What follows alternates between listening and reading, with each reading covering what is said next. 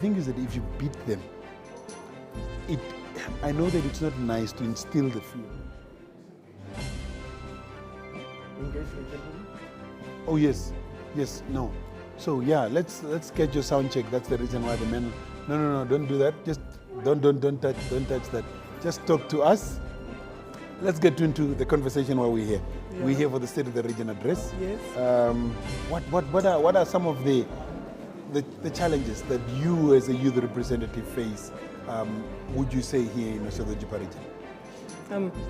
The challenges I face is that I'm always the voice of the youth, and I have to always advocate for them, and I have to always sometimes also sacrifice, but which is something I love because I love to serve them. Yeah. The Otjozondjupa youth face a lot of pressing concerns. For example, a lack to education, and allow me to echo and emphasize on this one because it's so disheartening because they lack access to basic education, and then it leads to them being now on the streets and at home, and then as a society, as a community. Terry, okay, good. Terry, he's talking about basic education. I know we're still doing sound check, yeah. Just so that you're aware, we're not live yet. Yeah. Oh.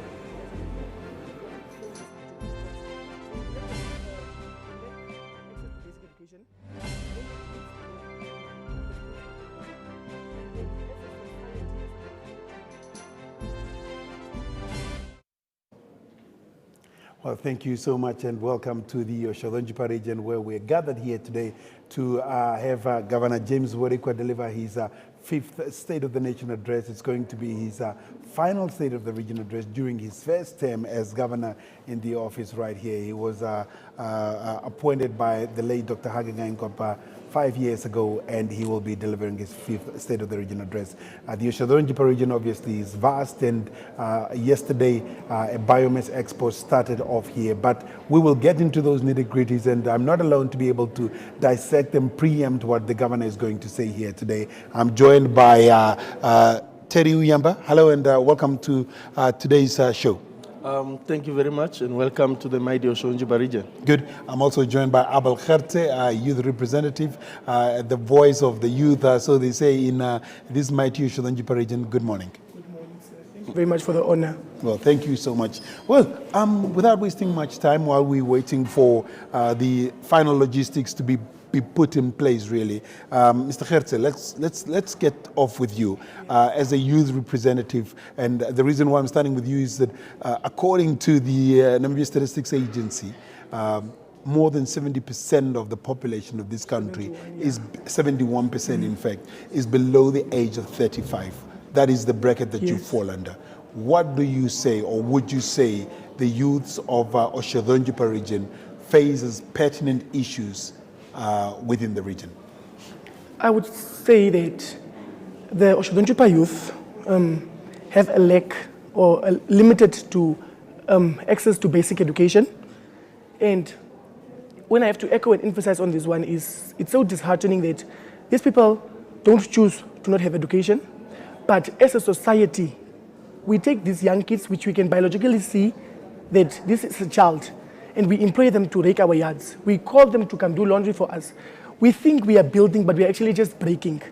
Secondly, I think that the Otjozondjupa youth is yes well acquainted with, for example, sex education, but then there is limited resources in this regard because in a lot of cases, girls now, in terms of teenage pregnancy, girls go to the hospital, they really want the contraceptive or the plan B, but then they are always told there is nothing. And then that's why the rate of teenage pregnancy is also rising. The third point, which is also so alarming and concerning, is the fact that the usual one, the youth unemployment. You would see someone go from Otjivarongo, willingly go study, get their degree, come back with a passion of wanting to serve the Otjozondjupa region, Otjivarongo, but then there is no jobs. That's the sad thing, and then which tends to psychological problems, mental health issues, and other pressing other problems. Yes. Terry, let me come to you. What would you say are some of the challenges that the region is facing before we eventually come to the preempting as to what the governor will say today? Obviously, thank you once again, Les. I think understanding where we are coming from and where we are heading to, we should also understand the impact of, obviously, it has been a global thing with COVID. So some of the hazards that we are facing today it derive from that area. So one today would say we echo in the same way. Obviously, it has become a biggest problem now towards our community, youth unemployment. And obviously, he talking about educational aspect. I think there's much to be done in that area. I'm sure that the governor will eventually touch on it, but Gertze, give me a little bit of context. You're saying that the youth of this region face a lack of basic education. Are you saying that there are not enough schools, or can you give us a context of that? The primary schools are enough, but then the secondary schools were not enough. But now I saw that there was the inauguration of the project school that was just built. Let me not say it's schools. I think it's circumstances at home which leads to, or circumstances at home which leads to a lack of a vision and a lack of a driving force to want to be educated, to want to thrive, to want to be the difference in a household. And also, I beg your pardon, and also the fact that you are in a house full of people that are drug addicts, alcoholics. You won't have that driving force because you have no one on a day-to-day basis to look up to that wakes up 7 a.m. to go to their respective or professional profession. So that's where I'm coming from in that regard. Okay. I know we're here to be able to preempt and talk about the State of the Region address, and what you basically talking about is some of the things that somewhat a cancer or symptoms in within the Otjozondjupa region. How do you think that the governor or the councillors should be able to address such of those circumstances? Because what you're saying is that the youth is facing all these situations where they're finding themselves within households that have got drug addicts and so on. Yeah. But eventually there has to be a remedy. In your view, what should the remedy be? I feel like as a society and as a community, we should bring this under the attention of the necessary authority from them to take it from there.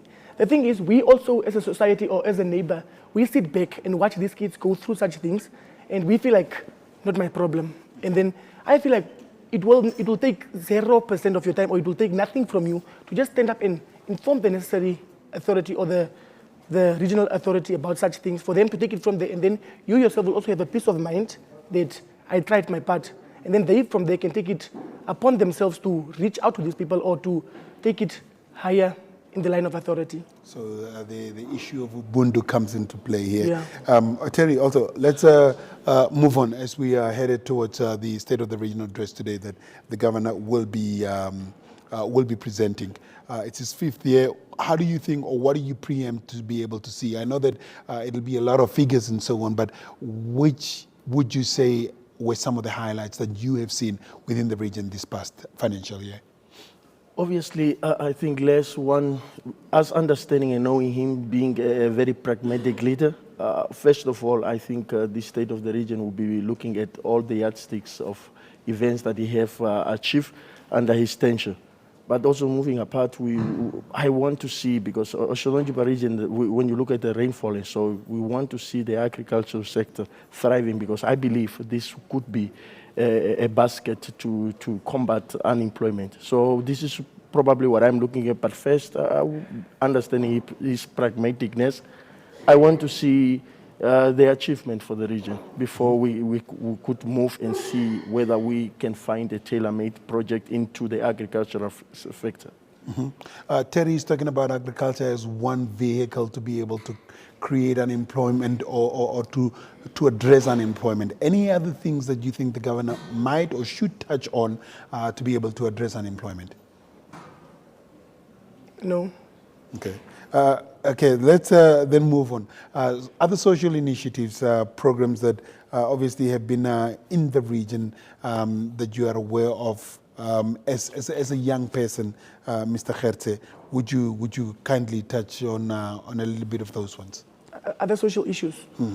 The other social issue would be now crime, which is so sad because just last weekend there was a lady stabbed. She woke up to go check if the children's government grant came in. On her way back, she was attacked.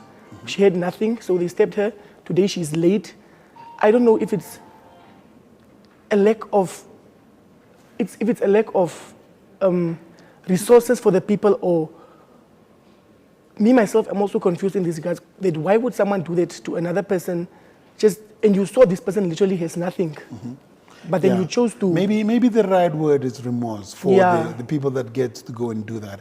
And also we should be able to understand that the police will never be able to be at each and every corner of our society, because Exactly. that's one of the good things that we've got about free will in this country, to be able to go and do things. But also there should be some respect to human life, which, like you said, did not happen. Mr. Terry, you've spoken about maybe the governor will be touching on agriculture. I'm sure that land delivery will also be touched, and many of those things will come into the governor's speech. And with having said these few words, I just wanted to cross over now to the chairperson of the Otjozondjupa Regional Council, Ms. Marilyn Bakera, so that she can open her meeting and eventually announce the Governor, James UERIKUA, for his 5th State of the Region address. Good morning. Welcome to the special Regional Council meeting that is held in terms of the Regional Councils Act of 1992, Act number 22 of 1992. A special Regional Council meeting has been called. This is a special council meeting, Regional Councils meeting. Therefore, I will ask that Honorable Elder Fernando Felipe prays for us. Honorable Felipe, a prayer.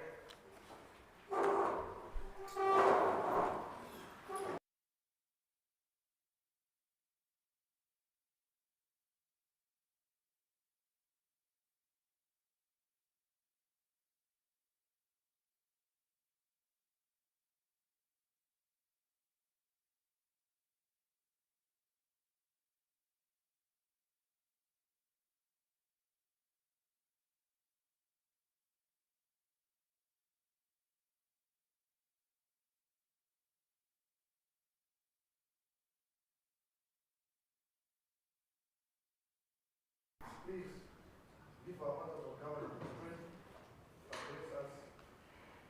Forgive us, Father, because we are sinners.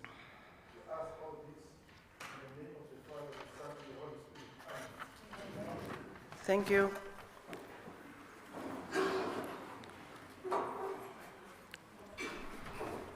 Honorable Councillors, I will ask that we move for the adoption of the agenda.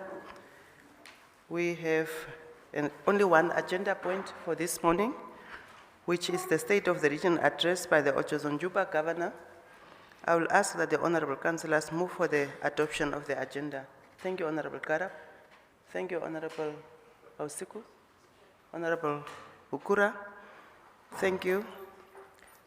Point number 2 of the Regional Council's agenda for this morning is to welcome you, honorable members, that we have in the House as per the Namibian Constitution, Article 110A, sub-article 5 and 6, reads as follows.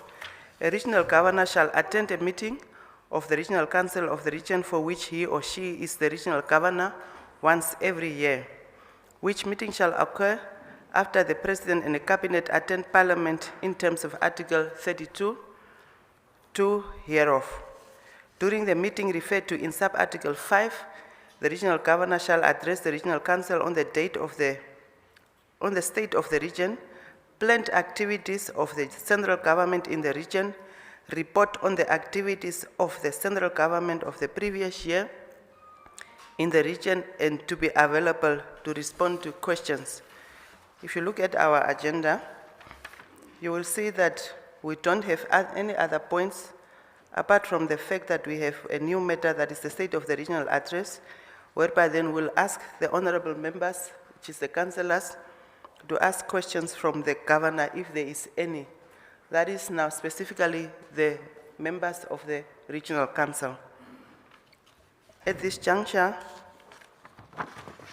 seeing that we do not have any apologies, it is full house, all the councillors are present. We do not have any feedback because it's a special meeting. We don't have any reports or petitions, any motions. I will move straight to point number 10, which is a new matter, whereby I will invite the Honorable Governor of the region to address the Regional Council. Honorable Governor.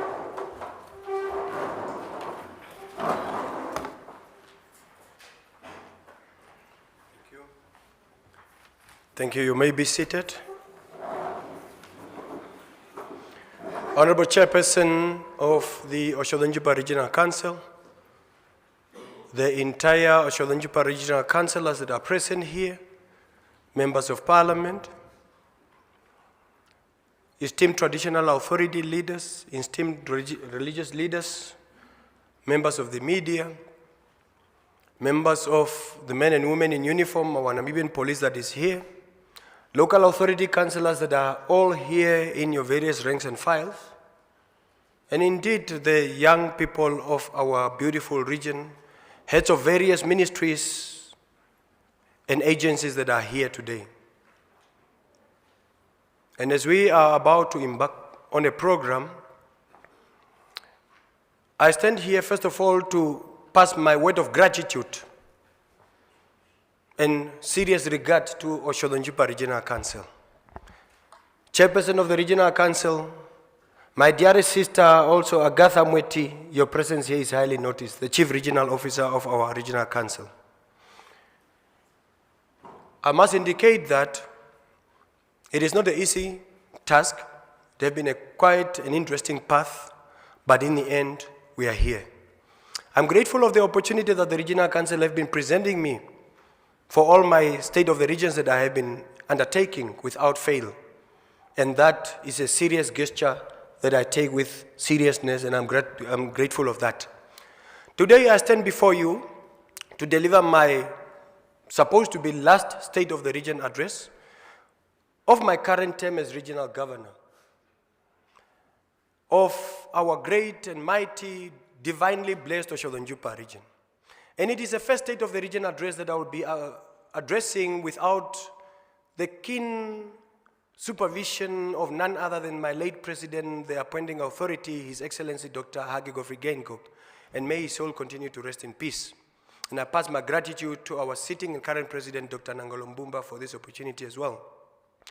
On the 4th of February 2024 will forever be a sorrowful day in our history for the Namibian nation at large, as it marks the passing of a legend and a pillar of this region and that of the Namibian nation, none other than Dr. Hage Godfrey Geingob. And his unwavering dedication and visionary outlook has inspired many of us in the land of the brave. The memories of his charismatic presence and infectious laughter will forever linger, reminding us to embrace the life with passion and tenacity in his honor.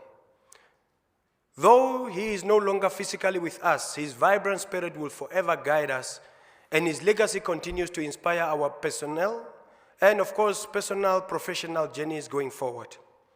Because a man may die, but his legacy will indeed live on. As stated by His Excellency Dr. Nangolo Mbumba on the 14th of March 2024 during the State of the Nation address, and he quotes, and I quote, His Excellency Dr. Hage Godfrey Geingob will be remembered for, amongst other things, providing astute leadership at a time when our country needed it most. And under his leadership, the principles of accountability and transparency were entrenched into our governance architecture. Importantly, a smooth transition of power was witnessed here in Namibia and, of course, globally, during the swearing-in of the fourth President of the Republic of Namibia, His Excellency Dr. Nangolo Mbumba, after the untimely passing of our late President, Dr. Geingob. And this speaks greatly to the maturity of our democracy and the strength and efficiency of our governance architecture. Honorable Chairperson, fellow Namibians, this State of the Region address is aligned to Vision 2030, our national development plans, the Harambee Prosperity Plan 1 and 2. And I will be cascading it down accordingly. In terms of Pillar 1, effective governance, The key focus of our region is to enhance good governance through strict adherence to all principles of good governance. And one key principle is to embody a participatory approach to ensure that every sector, whether government or private, is part of the synergic efforts of prompt, effective, and meaningful yet sustainable service delivery. In promoting accountability and transparency in our governance architecture, as you might be aware, transparency and accountability are the two cornerstones of democratic governance, as their primary objective is to implement the decisions of the people and provide appropriate feedback. My office, as the Office of the Governor, the Regional Council, and the entire rank and file of our region, has promoted accountability and transparency in governance by ensuring that continuous engagements are held with the various sectors in the region as well as the public at large. During such engagements, the Office of the Governor, the Regional Council, the local authorities, the traditional leaders have extended vast platform to the media to ensure that everything that we do is covered and the public is well informed. That is accountability and transparency.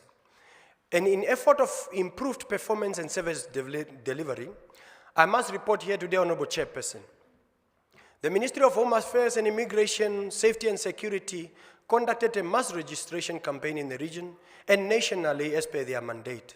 And to date, the mandate is to register and issue national documents such as birth certificates, registration, and capturing of IDs and ensuring service delivery to the public in terms of births, marriages, and deaths Registration Act, Act 81 of 1963, and Identification Act, Act number 21 of 1996. The mass registration campaign in Namibia is an initiative of the Ministry of Home Affairs aimed at ensuring that all citizens have access to vital identification documents. This campaign addresses the challenges faced by many Namibians, especially those in remote and rural areas, in obtaining national documents such as birth certificates and identification cards. The initiative is part of a broader effort to enhance national security, improve service delivery, and promote socio-economic advancement. Otjozondjupa region, with a population of 220,811 inhabitants, faces significant challenges in ensuring that all citizens are registered and possesses the necessary national documents. The lack of these documents has hindered access to essential services, including healthcare, education, and social welfare programs. The registration statistics of our region are as follows. In terms of the new ID registration, a total of 1,993 citizens have benefited. In terms of new and late birth registration, a total of 1,936 applicants have benefited. The total program and the total beneficiaries during these services or clienteles that we've seen amounts to 7,397 Namibian citizens. And that is a commendable task to the Ministry of Home Affairs. Today, a lot of our citizens have documentations. In terms of our security and the rule of law, security and rule of law is one of our strategic objectives of effective governance. Paramount to effective governance is creating a conducive and peaceful environment through enhancement of security and rule of law. The region received about 61 new police recruits during the period under review. In terms of capital projects under the safety and security in our region, includes the construction of a Matako police station and police officer accommodation amounting to a total of 25,100,000, which was officially inaugurated February this very year, and today it is fully operational. In the same vein, the Oshuarongo police station was renovated to an amount of $2,871,589.01. However, I would like to indicate that it is not the completion because other upgrades are still to be done and to be undertaken. In terms of our criminal cases and cases that the police is dealing with, I'm reporting at this juncture, Honorable Chairperson, a total of 185 assault, grievous bodily harm cases were reported, 124 stock theft cases, 626 theft cases, 223 house breaking and theft cases, 98 robbery cases, 72 theft out of motor vehicle cases were reported, 72 dealing and possession of drug cases, 146 common assault cases, 8 murder cases, and 9 culpable homicide cases were reported.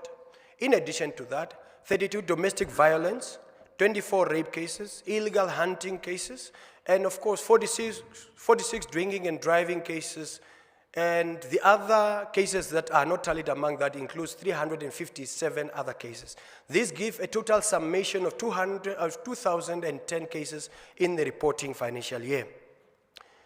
Various cases of contravention of Section 4, subsection 1A of the Controlled Wildlife Products and Trade Act, Act number 9 of 2008 as amended by Act number 6 of 2017, were opened during the financial year under review.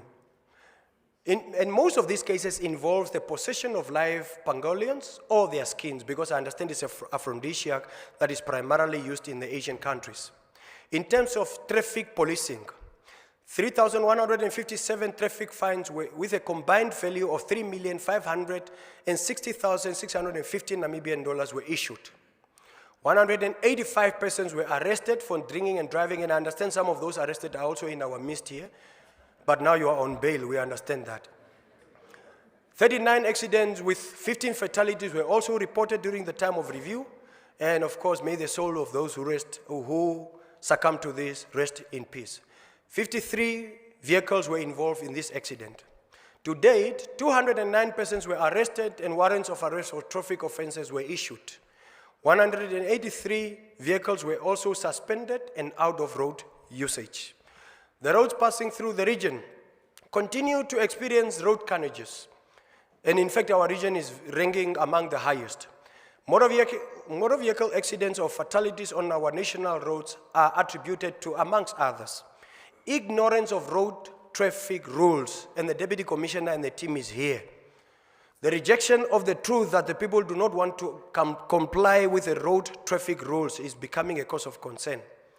Inconsiderate driving, in which you only consider yourself to be the only driver on the road, overspeeding being the key, overtaking at wrong spots, and indeed straying animals.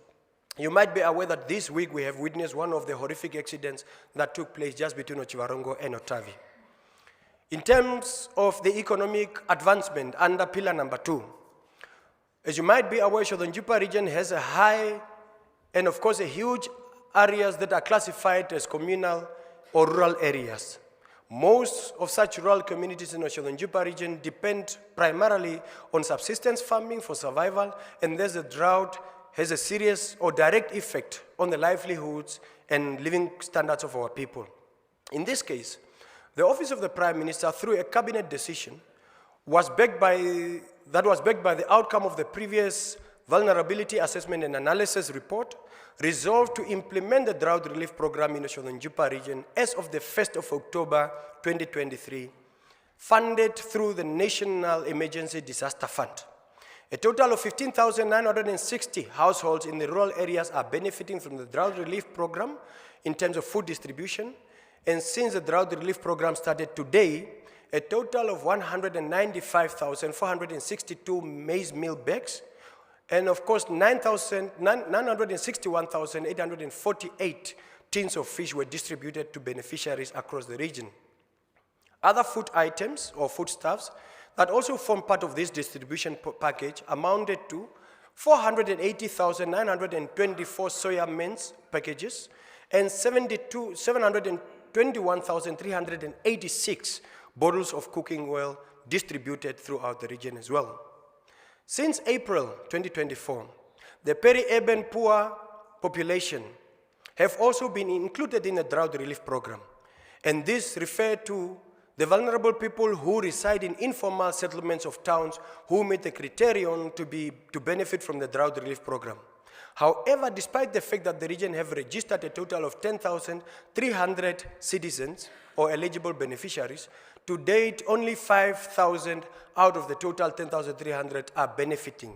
And of course, efforts are underway to make sure that everybody benefit. And I must indicate here, Honorable Chairperson, Honorable Councillors, my esteemed traditional leaders and local authority councillors, you might be aware that we have been crying that the urban population is left unattended as far as drought relief is concerned. And the assumption was that those in the urban areas are well off. However, the reality kicks in. People in urban areas and peri-urban, what you term informal settlement, most of them are migrants who move from rural areas to urban areas, in search of better living conditions, and they end up wallowing in poverty, and we tend to actually not give keen attention to that. As a result of your outcry and submissions, the government of the Republic of Namibia have heeded your call, and today the peri-urban population is included. Grateful gesture. Let us give a round of applause to our government for that. In terms of agriculture, agriculture is an economic strength of our region, being the third contributor to our economy. 70% of the inhabitants of our region are directly or indirectly dependent on the agricultural sector. Primarily in our region, livestock production being the key, accompanied with horticulture and crop production. The maize triangle, embedded in rich underground aquifers, underground waters, produces tons of maize and other grain produced throughout the year, contributing to our national economic growth and, of course, our national food basket.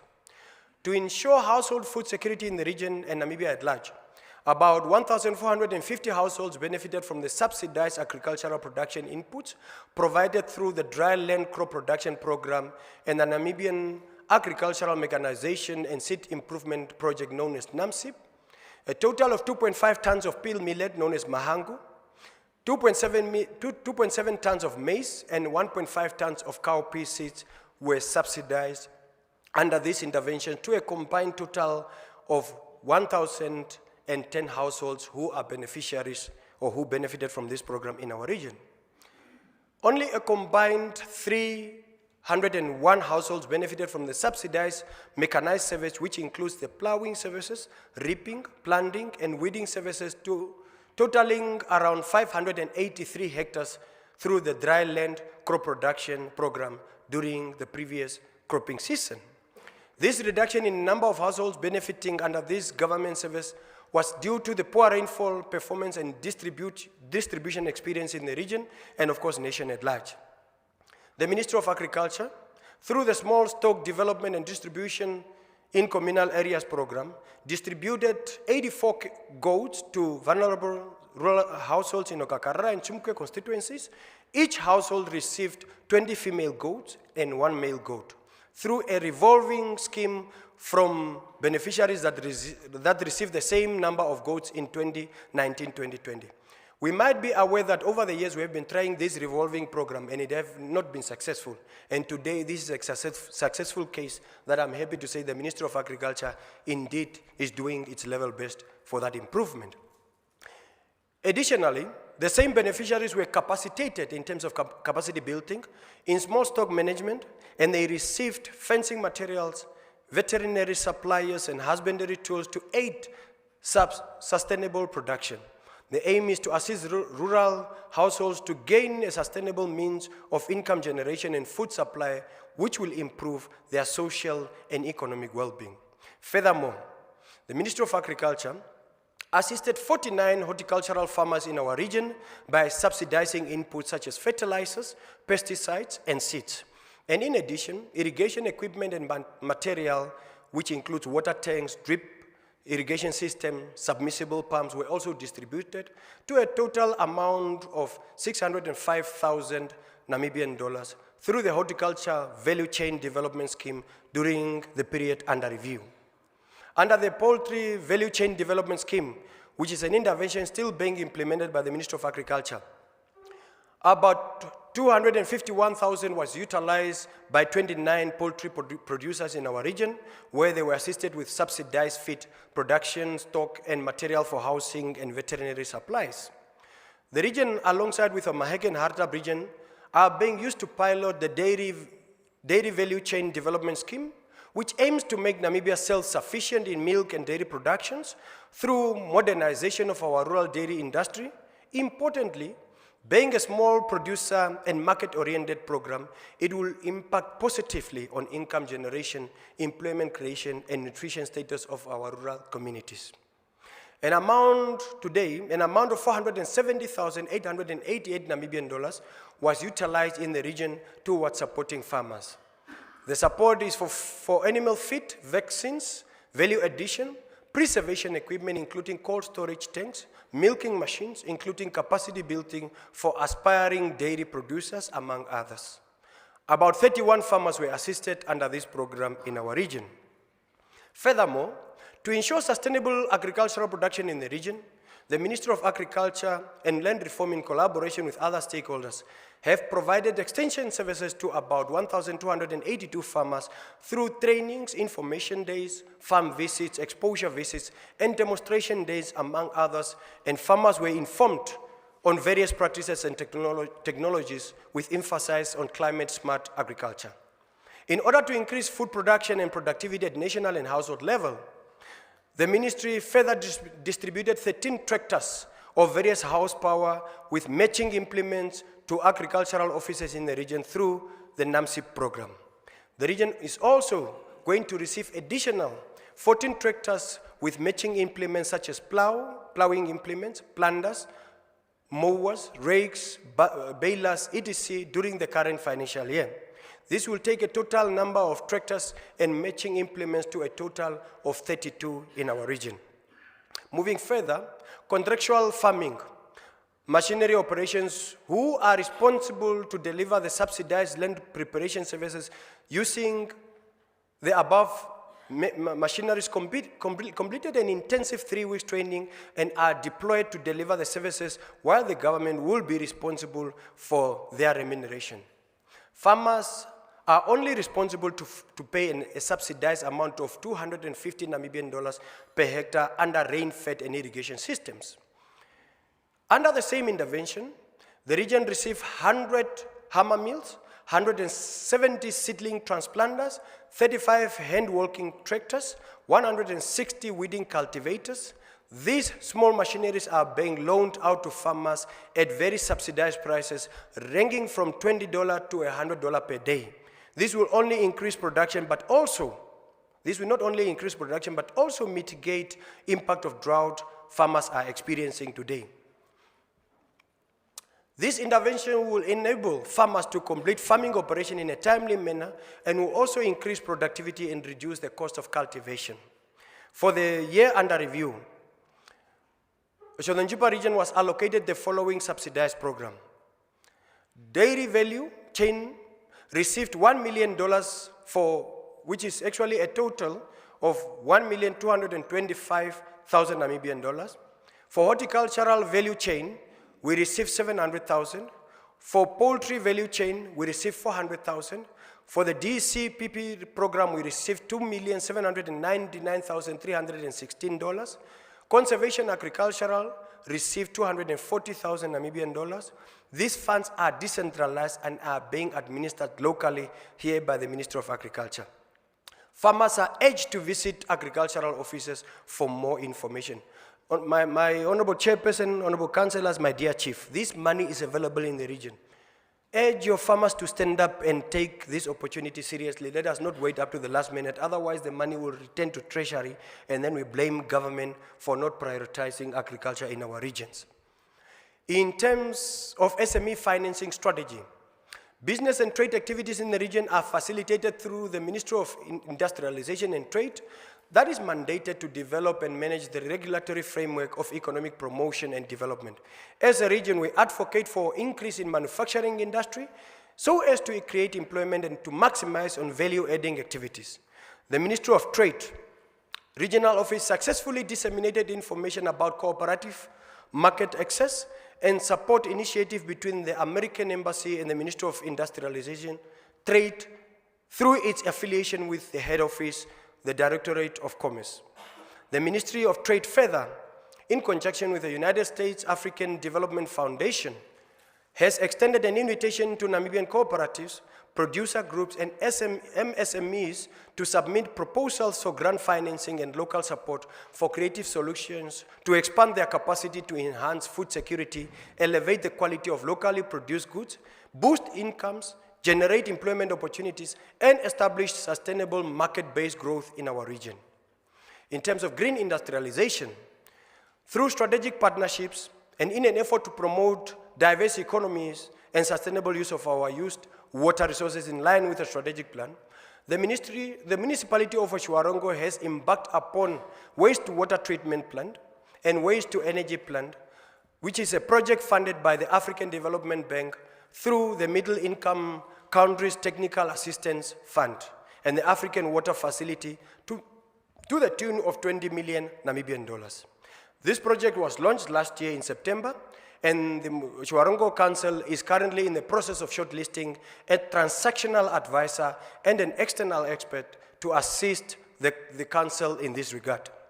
The project aims to address key strategic goals, which are namely sustainable environment and public safety, socio-economic advancement, business innovation, and sustainable finances. Lastly, the operationalization of efficiency and effective governance. Under the social progression pillar, as you might be aware, our region is divided into 4 health districts, which are namely Chiwarongo, which includes Otavi and the surrounding farms, Okakarara, which includes all the surrounding farms in Okakarara, Grootfontein, including Chumkwe, Okahanja, that includes Ovitoto and the surrounding farms. In order to improve our health care in our region, the fundamental focus of social progression in our region is to ensure that every resident have access to healthcare facilities. And during the period under review, 2 specialists were recruited to Chiwarongo District Hospital, and under the specialization of obstetrics and gynecology, and as well as pediatrician. In addition, more medical officers were employed in the region across all 4 district hospitals in the region.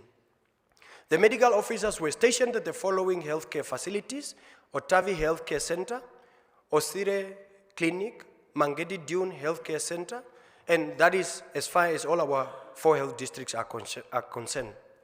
13 nurses at health facilities in the region were also recruited. That includes 2 at GAM, 1 at Omatako, 1 at Poli, 5 at Chiwarongo Hospital, 1 in Otavi, 1 at Kalkfed, and 1 at Otjozondjupa Clinic in Omatako constituency.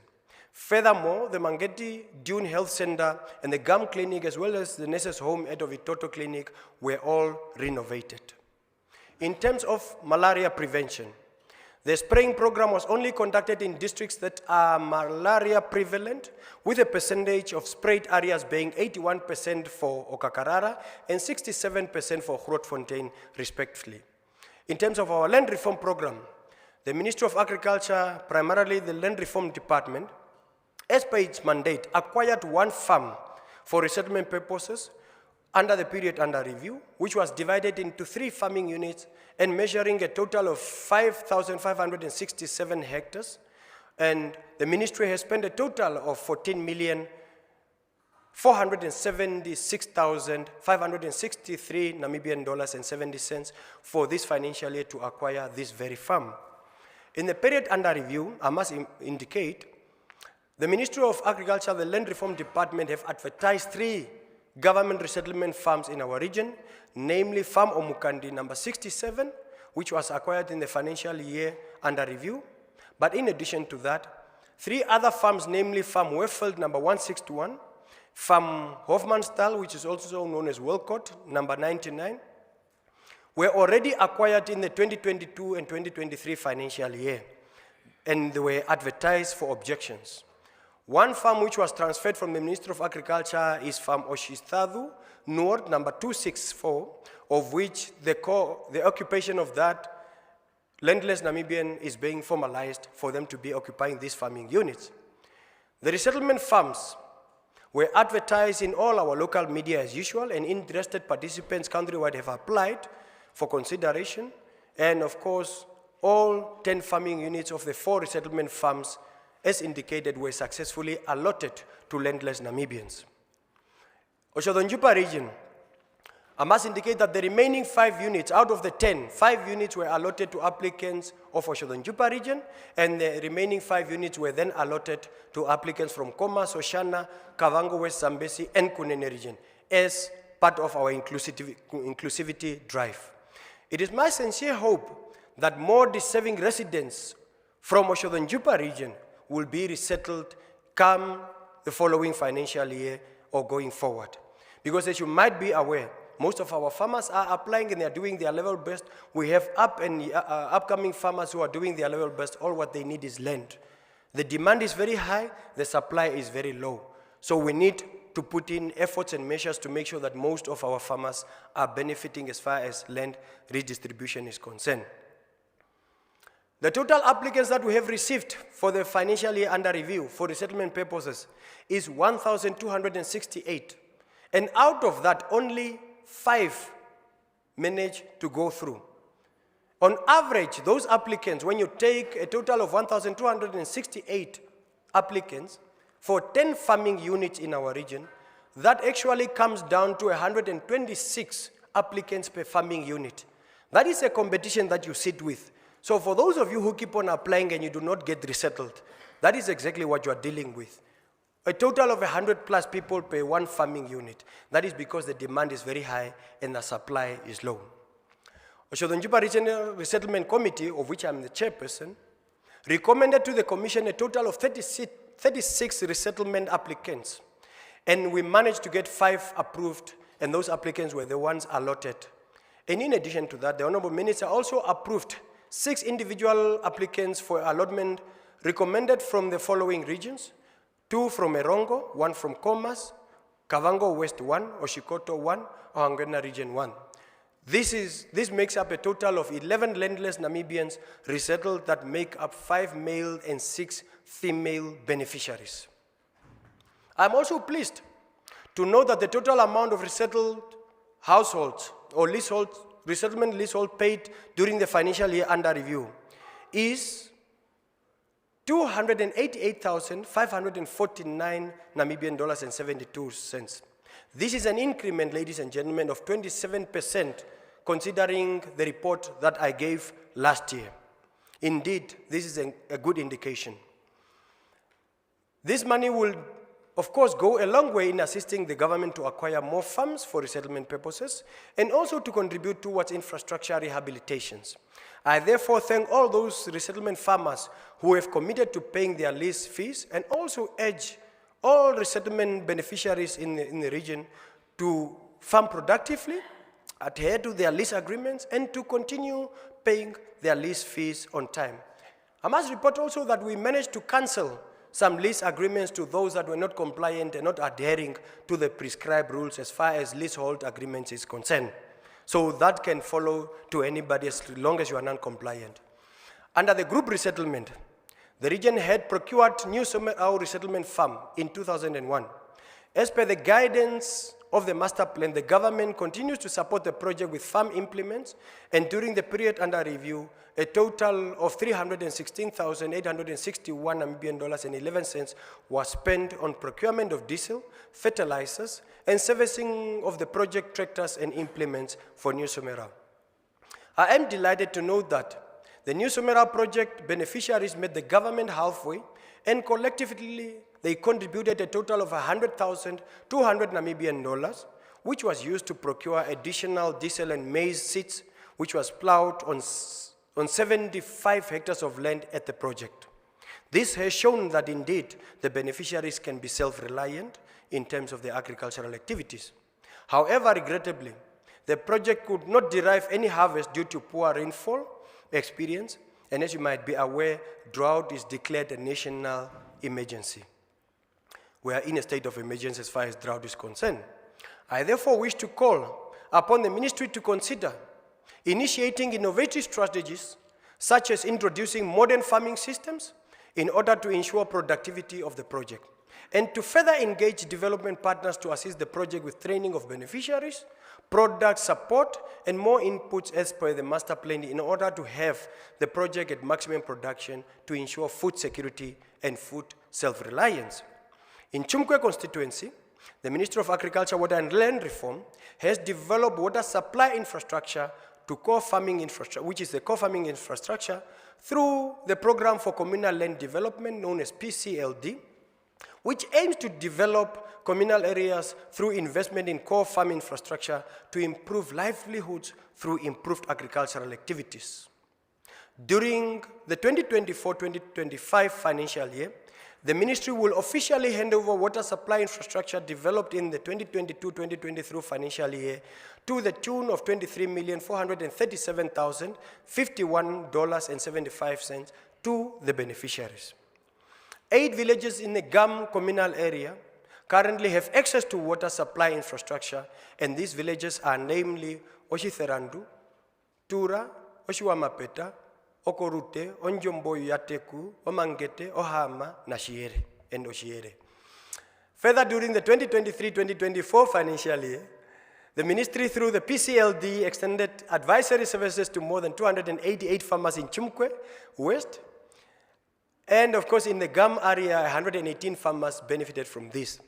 The advisory services focused on farming aspects such as farm management, animal husbandry, and rangeland management. Honorable Chairperson, fellow Namibians, communal land rights registration is one of the programs of the Ministry of Agriculture, the Department of Land Reform. Because the availability of land is so vital for our survival, because without land, you can't do anything. It is essential that all people have access to land and they have security of tenure, which is known as land rights. Before the enactment of the Communal Land Reform Act, Act number 5 of 2002, there was a process in which traditional authorities' allocation was much based on verbal agreements. But of course, after the implementation of the very law, today everything is done by the book. During the financial year under review, the Communal Land Board registered a total of 150 customary land rights. The land reform program in the region is also faced with a high demand for farming land. And as you might be aware, as I mentioned before, government initiated the consultation on the revised resettlement criteria developed as a result of the National Resettlement Policy of 2023. It is my sincere hope that the Ministry of Agriculture, Water and Land Reform has sought sufficient advice and input which will assist on the efficient and effective land redistribution to our landless Namibians. I therefore urge all inhabitants of our region and Namibia at large to be patient while the government, through the Ministry of Agriculture, the Land Reform Department, continues to strive to implement the Land Conference resolution of 2018 on some of the pertinent issues on the land reform in our country. I must also pause to indicate that we have noticed a high increase in the number of disputes, land-related disputes, especially in communal land. My honorable chiefs, you are at the helm of this very activity. Let us do everything possible to resolve all these land disputes amicably and within the confines of the law. And we are grateful of your support and effort, Chief Kambadembe and all our traditional authority leaders in our region. Let us continue to hold hands and work together to ensure that we better our country. I must add, in terms of land redistribution as well, we have seen a serious issue whereby generational farm workers who have been on those farms, at the time that the owner of the farm has sold the farm to a new beneficiary, most of our people are chucked out, dropped at the filling station by former farm owners, sometimes evicted with court orders, and they only know that place and nothing else. And that have led to the increase of the number of people in informal settlements that the municipalities today have to deal with. So we need to derive mechanisms of how best we can deal with some of these eventualities, where we need to prioritize generational farm workers. I am aware of the provision of generational farm workers, but more strength and effort need to be done to meaningfully and effectively ensure that they benefit from the land redistribution program. The Office of the Governor, with sponsorship from the Rani Group of companies, paid a registration fee for 30 students from the region at various tertiary institutions to the tune of 100,000 Namibian dollars. Other support, my office, the Office of the Governor, included support towards career fairs in the region, and that amounted to a total of 20,000 Namibian dollars that we donated to the Risha Career Fair organization. We donated, of course, 300 food parcels to the amount of 63,498,000 that were handed over to the region. Of course, that is in the festive season. The municipality of Otjozondjupa as well, as it is dedicated to supporting its pensioners and indigent residents through various programs and initiatives designed to ease their financial burdens and improve their quality of life. One of the key measures implemented by the Council is the provision of rebates on basic services. These rebates ensure that essential services such as water, sewer, and waste management remain affordable for the most vulnerable members of the community. With the rebate, Council provides 3,000 liters of free water each month to qualifying households. The municipality of Otjozondjupa's multipurpose center continues to play a pivotal role in responding to social welfare issues in the town of Otjozondjupa. And among its various programs, the center runs a fitting programs specifically aimed at orphans and vulnerable children in Otjozondjupa. These programs aim to ensure that the OVCs receive nutritious meals, contributing to their overall well-being and development. Furthermore, the center assists with the payment of school uniforms, toiletries, and stationaries for OVCs, ensuring that they have the necessary resources to succeed in their education. By addressing these fundamental needs, the Council helps the removal of barriers to education and promotes equal opportunities for all children in our region. In addition to supporting OVCs, the Multipurpose Center runs a home-based care program focused on assisting patients suffering from cancer, tuberculosis, and HIV and AIDS. This program provides crucial care and support to individuals who are unable to access rural medical or regular medical facilities. This comprehensive approach ensures that patients receive the necessary care while remaining in the comfort of their homes, thereby enhancing their quality of life and providing much-needed relief to their families. Together with its stakeholders, B2Gold Namibia, the Otavi and List Groups, Otavi Fountain, as well as the World Food Programme, the Otavi Town Council intend to undertake a program of urban agriculture. The project costs a total of 15 million, but it is in a phase which is expected to commence this year, which will cost around 5 million Namibian dollars in this financial year. Honorable Chairperson, Honorable Councillors, fellow Namibians, the Rural Development Program under the Regional Council, supported by the government through the Ministry of Urban and Rural Development, contributes to be a salvation in sustaining livelihoods in rural areas as defined in the Rural Development Policy of 2012, through provisions of basic social and economic services supported through various development initiatives. During the period under review, a total of 3,169,148 Namibian dollars and 35 cents was spent on the implementation of 24 development projects under 4 programs, which are Microfinance Scheme, Food or Cash for Work, Region-Specific Action Plan, and Food for Security and Rural Sanitation. Under the microfinance scheme, 11 projects have been implemented in the region, whereas the total amount spent was 149,881 Namibian dollars. Pertaining to the Food and Cash for Work program, a total of 12,823 Namibian dollars and 83 cents was spent on the rehabilitation of Okangeama Water Point in Okakara constituency, whereas an amount of 66,878 Namibian dollars and 6 cents was spent on the ounce gardening project in Grootfontein constituency, ensuring and strengthening food security to most vulnerable societies. Henceforth, a total value under the said program was 79,701 Namibian dollars and 89 cents. A further 217,201 Namibian dollars and 6 cents was spent on acquiring livestock in Matako constituency to 4 beneficiaries that each received 20 goats and a ram, as well as construction of a kraal for a dairy project in Okakara constituency under the Region-Specific Action Plan for Food Security Program. Under the Rural Sanitation Program, the Ministry of Urban and Rural Development allocated an amount of 1,346,000 Namibian dollars for the period under review to 7 dry pit latrines toilets, commonly referred to as the VIP toilets, which were constructed and handed over to beneficiaries in Okahanja constituency, specifically at Rudenau in Okahanja constituency, to a total of 123,917 Namibian dollars and 10 cents. Whereas the council also resolved to further construct 225 rural toilets in the region, with the funds allocated for the year under review, together with savings from the previous financial year. From these toilets, 116 toilets were constructed in Okakara constituency, and the remaining 109 in Chimkwe constituency.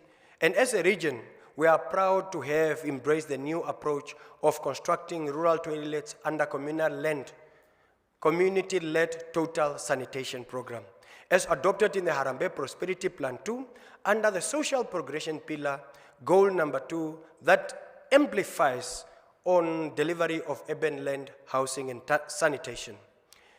A commitment has already been made for Okashana Rural Development Center to supply materials. Education support.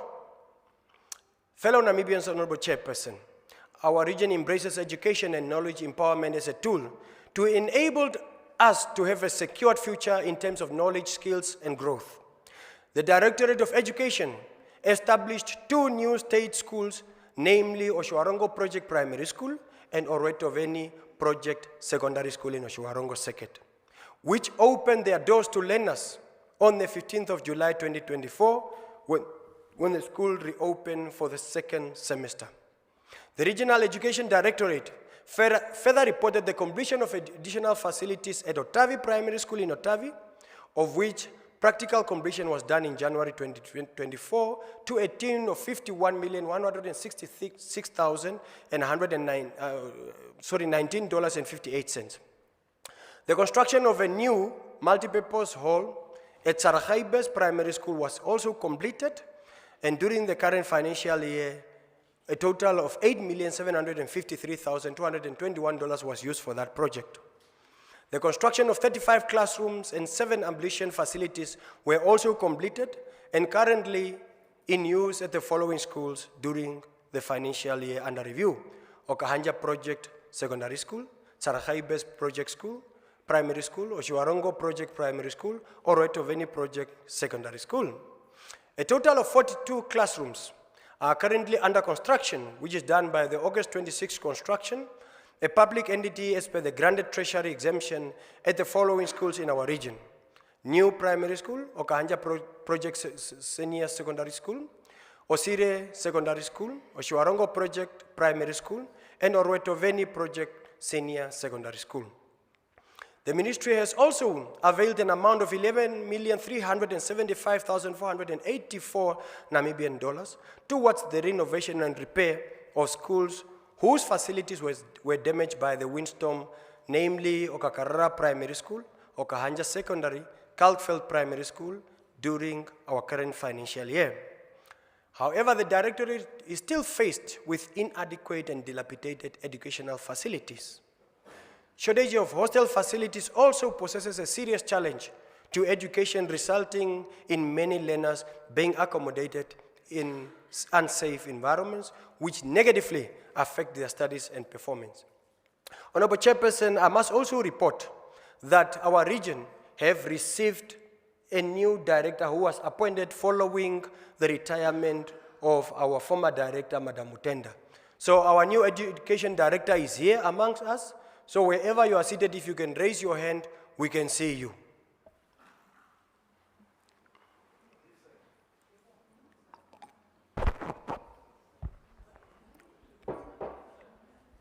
He will be joining us because he was on a program that is actually taking place next door, but he said he will be here. So you have a new director of education, and his track record speaks volume, but of course that will be put to test, ensuring that we have a formidable leadership that will support him accordingly. In terms of youth empowerment, it's crucial to ensure that the nation's future is ascertained in terms of sustainable and continuity. Key to youth empowerment is the instillment of patriotic values and civic responsibility to the youth. The Ministry of Sports, Youth and National Services, this is where we must listen, through the Directorate of Youth Development, has received funding from the United Nations Population Fund to implement a program in the Otjozondjupa region. And this program is known as Government to Government Dreams Initiative, which is aimed at empowering young people, particularly the adolescent girls and young women and men, through targeted training and education initiatives designed to enhance their skills, knowledge, and future opportunities. Honorable Chairperson, the Ministry of Youth and Sports have successfully delivered a comprehensive curriculum that includes modules on sexual and gender-based violence, economic empowerment, and comprehensive sexuality education. To date, a total of 81 adolescent girls and young women and men from 3 constituencies, namely in the Otjozondjupa region, namely Oshuarongo with 27, Okakarara with 27, and Otavi with 27 participants have gone through this program successfully. In response to the success of the initial phase of the project, the Directorate of Youth Development will expand its training efforts to include Chumkwe constituency in the next quarter of the Dreams. This strategic extension aims to reach more adolescent girls, young women and men, ensuring that the program's benefits are more widely distributed and addressing the unique challenges faced by our young people in these areas. The Namibian Youth Credit Scheme is a loan guarantee program initiated by the Ministry of Sport, Youth and National Services. This program is designed to provide financial support to unemployed and out-of-school youth who lack the necessary collateral to access loans from traditional banking institutions. The National Youth Council plays a crucial role in fostering entrepreneurship and economic empowerment among the youth by enabling them to start or expand their businesses.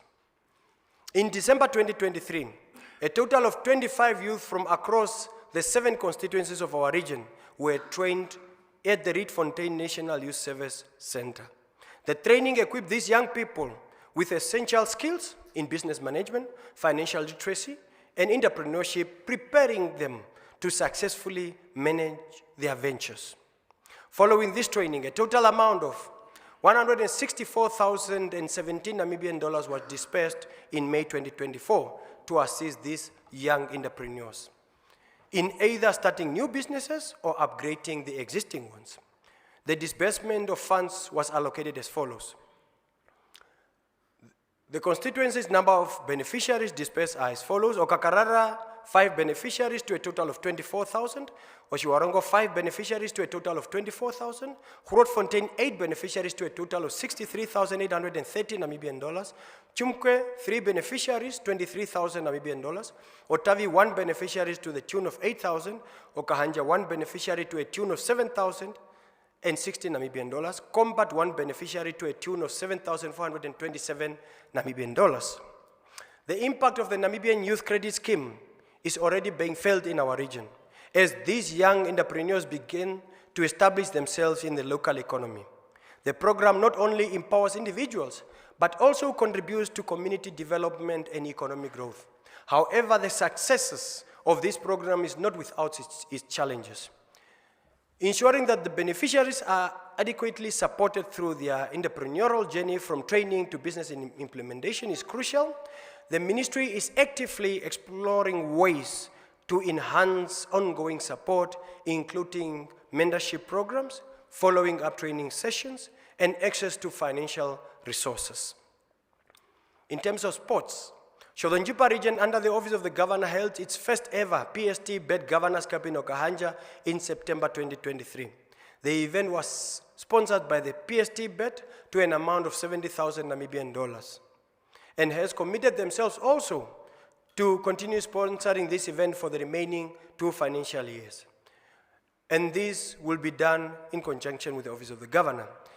The Governors Cup had all 7 constituencies competing against each other in male football, female football, boxing, and netball from every corner of our region where the regional team was actually selected from. And we are actually considering introducing new sports codes as far as this is concerned. The region further participated in competitions such as the Integrated Physical Education and School Sports, Region 5 National Youth Games, Namibia Newspaper Cup, sponsored by Deb Marine. In terms of urban land delivery, housing and sanitation, the municipality are now at the center. The Grootfontein municipality constructed a total of 65 social houses during the period under review to cater for the relocation of residents from single quarters. The construction is at a total amount of 4,304,465,004 cents. Tatengike Valley, the worship the mayor and the deputy mayor, you are here. Continuation of the construction of services at Omulunga Extension 6 at Grootfontein to the cost of 7.3 million has also been completed, and Council is in the final stage to have the first Grootfontein Spatial Development Framework or Structure Plan in terms of the new Urban and Regional Planning Act of 2024 to 2044. That will be a guiding tool for the development for the next 20 years. A total of 1,880 ervens of Omulunga Extension 10 and 11 which is known as the reception area, have been planned and surveyed, and Council is sourcing for financial resources to install bulk infrastructure and services such as sewer, electricity, and water. Further on, in Grootfontein, Council has also allocated 99 residential areas at Omulunga Extension 7 and 8 to low and middle income earners, while another 24 service residential areas were allocated to middle and high income earners of Grootfontein Extension 4. In terms of infrastructure services, Grootfontein Municipality appointed 2 contractors to rehabilitate the main sewer lines at a cost of 1.5 million, and further sourcing of funds to build a wall around the sewerage dams for safety and compliance to environmental statutes. Meanwhile, the municipality of Grootfontein has commenced with a process to construct the first ever fire station at the town following the allocation of 4.5 million Namibian dollars from the central government. Okahanja Municipality. Okahanja Municipality has also completed the layout and appointed consultants for the design and management for the construction of a new fire station. In terms of land delivery, the municipality of Otjozondjupa is in the process of re-blocking UERIKUA informal area into 5 extensions of formally planned land and conferring land tenure. The project for a flexible land tenure system to be implemented in the informal area is currently underway, including the establishment of a reception area to enable the council to accommodate a waiting list of ± 5,000 residents. The Otjozondjupa Council have since approved to alienate 104 plots to Shack Dwellers Federation for the purpose of housing and development. Following their application for additional land, an offer has been issued to the Shack Dwellers Federation for the allocation of additional 100 areas in Oretoveni Extension 15 at $50 per square meter. A total purchase price of 3,151,561 Namibian dollars and 44 cents to be paid over 10 years. To promote efficiency and sustainable use of town lands, the Otjozondjupa municipality has embarked upon the initiative to develop its Camp 3 in its town lands and to demarcate it into smaller agricultural plots. The council sought grants from various donors such as Social Security Commission, World Food Programme, as well as the United Nations Development Programme for support towards this initiative. In terms of the Build Together program, 14 out of the 41 houses has so far been completed in Otjozondjupa under phase 12, and with a completion of the rest that is expected anytime soon. The municipality of Otjozondjupa and Namibia Housing Enterprise, known as NHE, will soon sign a memorandum of understanding for a partnership and cooperation arrangement on the provision of affordable housing to the residents of Otjozondjupa through the informal settlement upgrading program. The proposed partnership is aimed at constructing affordable houses in Oretoveni Extension 8 as well as Heroes Park Extension. Land development in partnership with Development Workshop, Namibia. Construction of bulk services in an ongoing due date, is ongoing with a due date that is scheduled for 16 August 2024. The balance in the F&B Development Workshop Otjozondjupa joint account is sitting at a whopping $5,322,324.89. The Okahanja municipality has commenced with consultation for Extension 10 in May 2024. This included design, documentation, and supervision for water, sewer, roads, and stormwater, as well as upgrading sewer bulk main line at a Shetu to the oxidation pond. Ladies and gentlemen, in terms of infrastructure development, at the regional level, the infrastructure development is spearheaded by Otjozondjupa Regional Council under its mission to spearhead integrated planning and oversee implementation of socio-economic and physical infrastructure development for the upliftment of the living standards of the people of our region. The development budget is a public investment that is geared towards infrastructure and other developmental activities And for the financial year under review, a total allocation of 10,161,000 was allocated to Otjozondjupa Regional Council for the following projects: construction of water reticulation in Gam, construction of services infrastructure in Okahanja, construction of services infrastructure in Kalkveld, construction of services infrastructure in Okamatapati, construction of services infrastructure in Okonjatu, and construction of Otjozondjupa Regional Office Park. In terms of water provision through boreholes, rural water supply drilled a total of 18 boreholes in our region, in which 8 were unsuccessful, 5 boreholes were successfully installed, while 13 existing boreholes were rehabilitated successfully. The construction of a 41.6 kilometer pipeline through the Ministry of Agriculture PCLD project was completed in Chumkwe constituency at a total of 23,400,000. Otjozondjupa Regional Office. Otjozondjupa Regional Office Park was completed in February 2023, and of course was in defect liability period, which ended in February 2024 in the reporting financial year. The overall expenditure for construction of a 3 triple-story building and conference center is a whopping 146,520,446 Namibian dollars and 80 cents, of which the office park and this hall where we are today is forming part of this office park, and it was officially inaugurated yesterday by the Honorable Minister of Urban and Rural Development, Comrade Erastus Utoni, and the chairperson of the council and the entire Otjozondjupa Regional Council. Omake to our regional council for that as well. Additionally, an amount of 2.5 million was allocated to the regional council under informal settlement upgrading program. The funds were allocated to Kalkveld settlement for provision of water to Dinosdal location and the new informal extension known as Kalkveld Extension 1.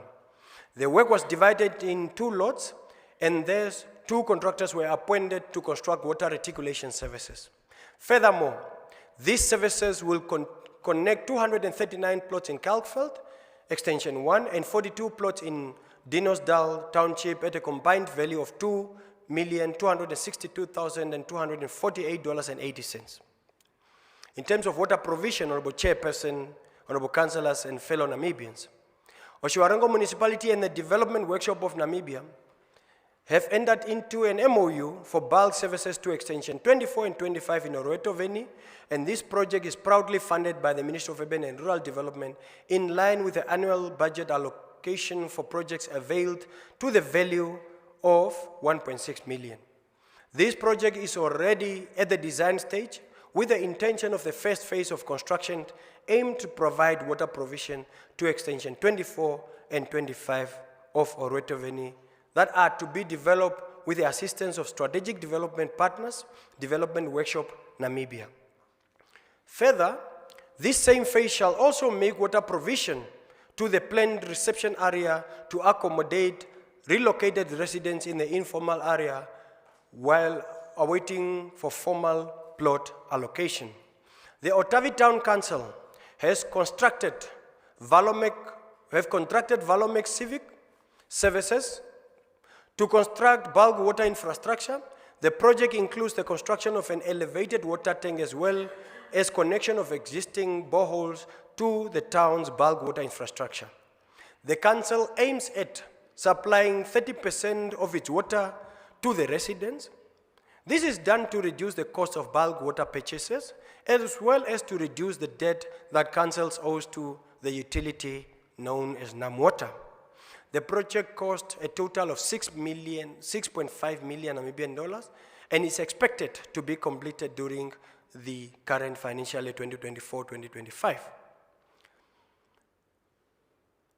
This project will enable the Otavi Town Council to supply a large portion of bulk water to its residents, and of course it's estimated to cost a whopping 6.5 million Namibian dollars.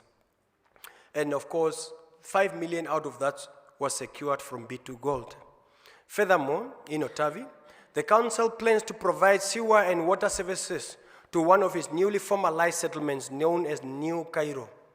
The residents are currently not connected to the sewer network and are being provided with water via community prepared stand pipes.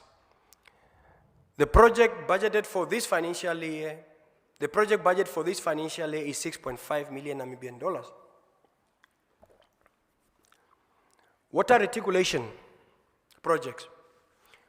Oshwarongo scheme, water supply extension 5, boreholes were drilled.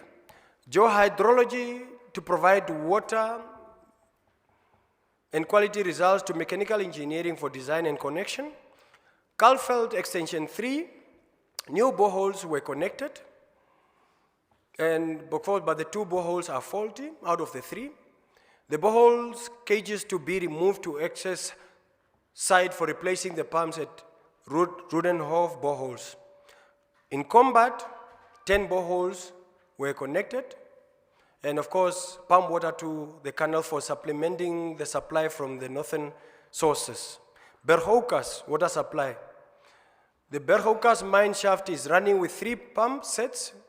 The 4th pump will be connected with stronger electrical cables to carry the voltage required. I must make mention that the Berhoukas aquifer is the one that is fitting Windhoek and of course the central part of our country as well. In terms of Otjozondjupa, to Elandspan water supply capacity, increase in 2 pumps installed at the pump station. 1 pump was used to run at a time for certain hours, and of course 14,000 revolutions per minute, with an increase in capacity, but both pumps are set to run at the same time at a rate of 1,000 revs per minute. In terms of the Koblenz water supply, Koblenz water supply to extension to the open land, and of course to supply the virgin land that we are advocating for. NamWater is sourcing funds for the project of connecting 5 boreholes from Koblenz and extending further afield. Honorable Chairperson, I must indicate, when I did the visitation with NamWater, we discovered that in Koblenz and Ngongoro area, there are boreholes that were drilled in 1996 and 1999 with an average yield capacity or delivering capacity of 70 cubic per hour. These boreholes were never equipped, and in total we are talking of 13 boreholes. The community in that area, struggling with water as they are, it is important to us as regional leadership for us to prioritize the installation of these boreholes, equipping them, and of course, strengthening the water supply. We are at an advanced stage of ensuring that we develop the virgin land that is on the eastern part of Otjozondjupa, Okamatapati, and Koblenz. And these boreholes are the enabler of that very provision. It's a serious project, and that's the only project that will also be helping us in terms of alleviating pressure on the land demand. Because when you develop this virgin land with a total of 2 million hectares of land that is unoccupied, and you provide water and roads, the farmers are able to expand and go graze in these areas for them to be able to expand their agricultural productivity. In terms of Chumkwe constituency, at Mangeti, 1 borehole is connected at the Roidag gate, and of course, power applied for the 2 boreholes at Makata Senoret, and of course, Senoret is busy now providing electricity to those 2 boreholes. 4 new boreholes, also in Chumkwe itself and at Mangeti, are also being considered and to be equipped with Senoret providing electricity to that. Chumkwe extension and upgrade of the 6 boreholes that have been drilled there, and they were never equipped. And of course, Chumkwe, as we are talking, have run dry of water as a result of some of the boreholes that have run dry. And indeed, Senoret, in combination with NamWater, are working tirelessly to ensure that these boreholes are equipped. In terms of energy supply to our region, the construction of electrical services and provision of electrical reticulation for Mulunga Extension B in Grootfontein was completed following the suspension of the contractor in 2022.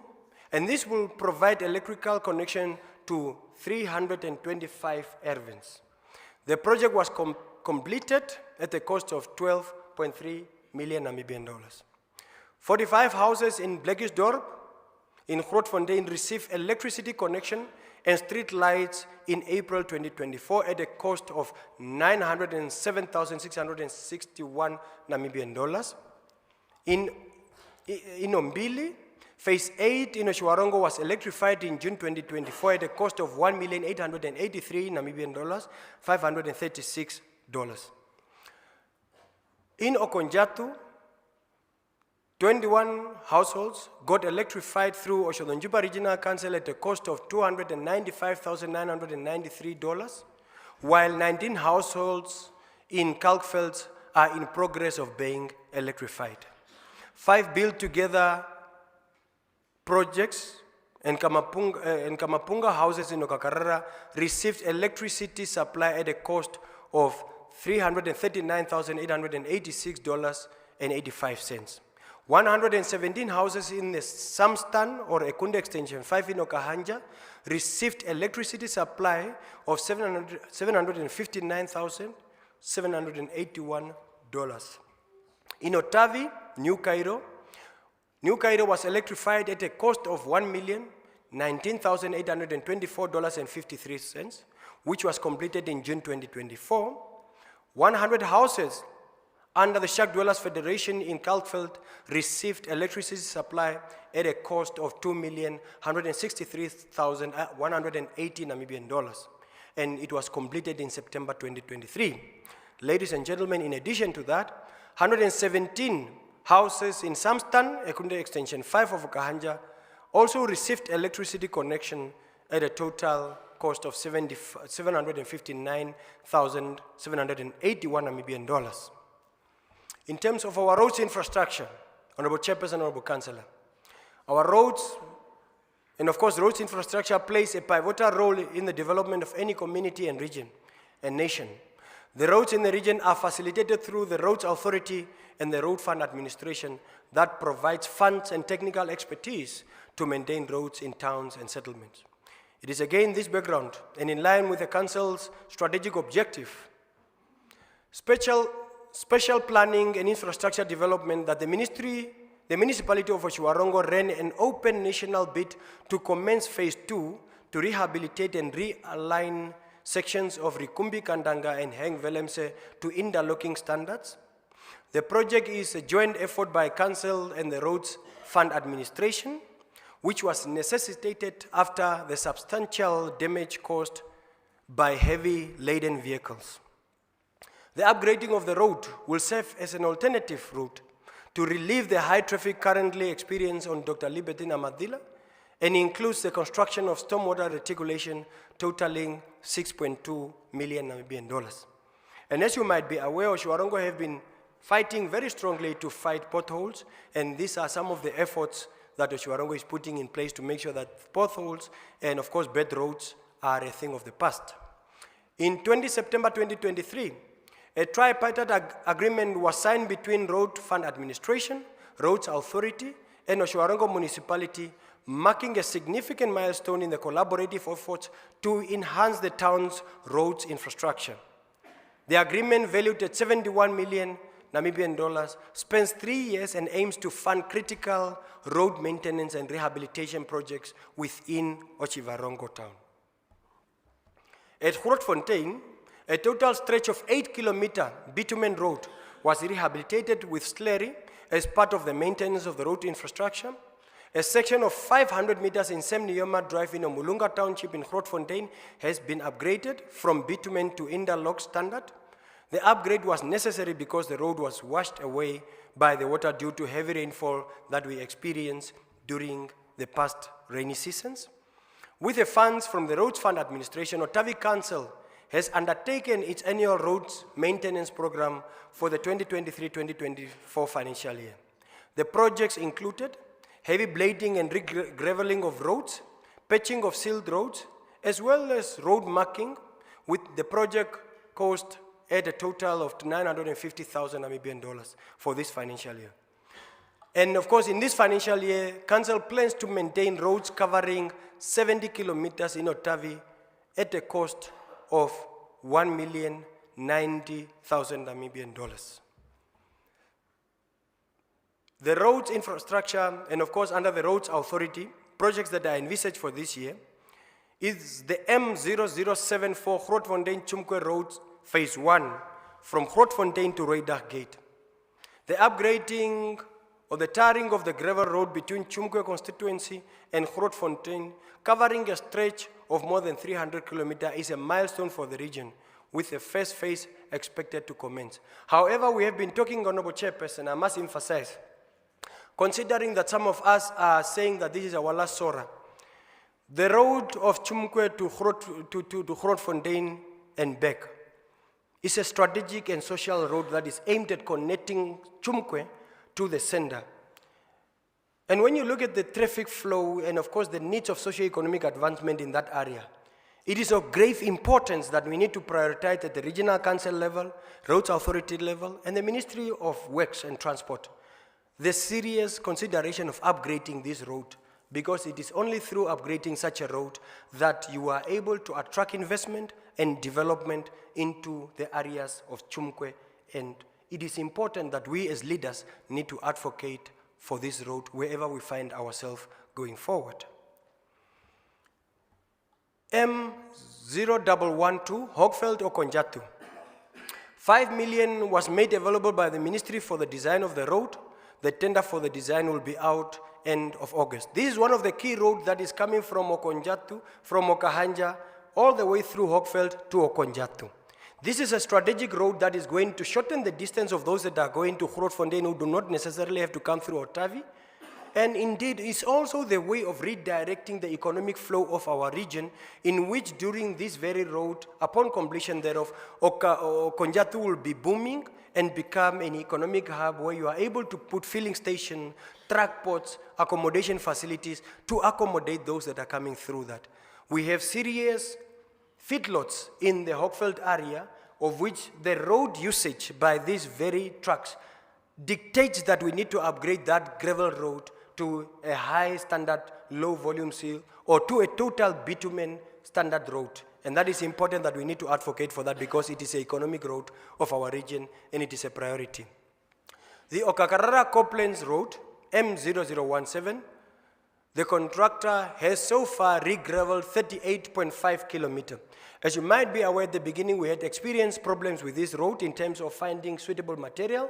Honorable Mushavikwa is here. You have been on the ground working tirelessly. And thank you very much for you having to get in and resolve a lot of issues that were appearing between the contractor and the labor, and the workforce. And today, this road is progressing very well. M0115, Okakarara to Otjozondjupa. The contractor is yet to establish the site, as the road authority plans to re-gravel the 35-kilometer long section from Okakarara to Okahitwa, which is currently in a very poor condition and of course this is attributed to a high traffic flow. But if you go in that area, you realize that the shoulders have been cleared and a lot of work is happening as far as that upgrading is concerned. In terms of pillar number 5, bilateral relations and cooperations, Honorable Chairperson, ladies and gentlemen, in October 2023, I was invited to the Federal Republic of Germany to attend and speak at the 14th International Circular Economy Week in Birkenfeld.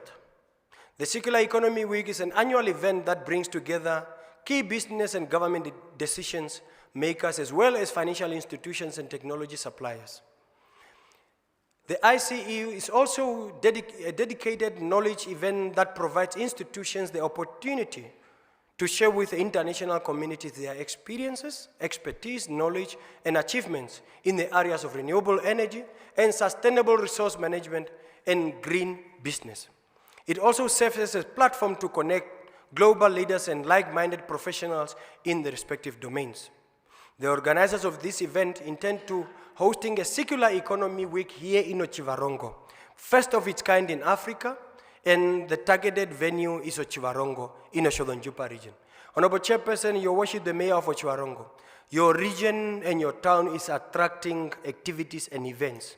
And that is because of the strong and good governance architecture and the foundation that we have laid in the region by working together, consultatively so, and of course ensuring that every person's opinion is of importance in our daily decision making.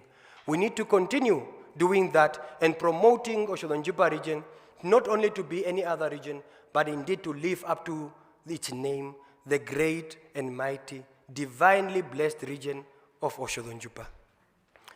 If you don't clap hands, I don't know when are you going to clap hands.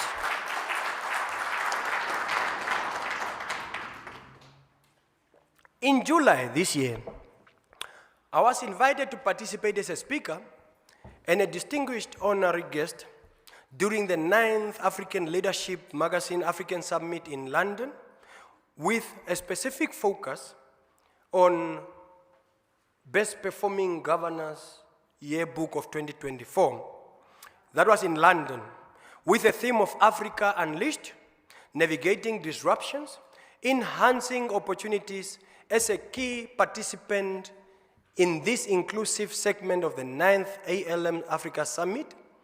I stand here before today, and of course I had the distinct privilege and honor of representing the Republic of Namibia's finest attributes and investment prospects to an influential global audience. The session on investment opportunities facilitated substantive discussions aimed at forging strategic partnerships and coordination mechanisms essential for fostering trade and foreign direct investment across Africa. At that event, Honorable Chairperson, with your support, with the regional support, with the whole leadership of the region, I came back with an award. And this award is for you.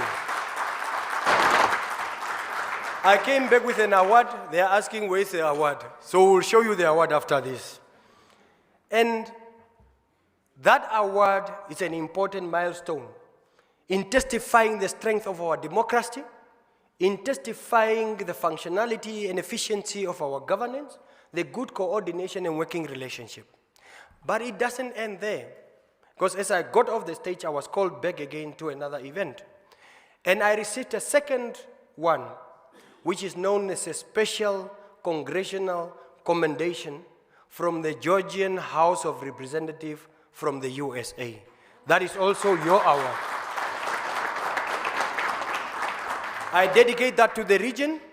I dedicate all that to the Republic of Namibia, and that award was presented by none other than the representative himself, Darshun Kendrick, and that was from the Georgian House of Representatives. Ladies and gentlemen, in conclusion, I have spent this is my 4th SORA after taking office, and I have spent my good years working with all of you in various capacities, various strengths, various issues. We went through a lot. Indeed, it was a good yet interesting 5 years. We have executed it to the best of our ability, joyously so, sometimes with sorrow, sometimes with heavy hearts, of course, sometimes with a thicket environment. But indeed, in the end, nothing that doesn't come to an end. It has been an honor to serve with you. It has been an honor to work with you. And indeed, today I'm here bearing testimony to the good work, successes and achievement that we have been through. It was because of the support of my dearest chairperson, the honorable councillors, all of you in your various constituencies, Honorable Betuel Shivi Shavionja of Okahanja, Honorable George Garab of Otavi, Honorable Hausikus Topoko Sparks of Chumkwei. Today you have a good suit on, though you didn't put a tie on. Honorable Israel Rukwa Hukura, my own elder brother of Matako constituency. Elder Fernando Felipe of Roodfontein constituency with a good white suit. My dearest brother Ramana Abdal Mushavikwa of Okakarara constituency. CRO Agatha Mweti.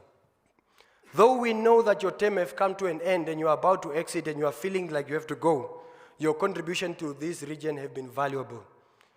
We owe you a serious round of applause for your contribution and support to this region.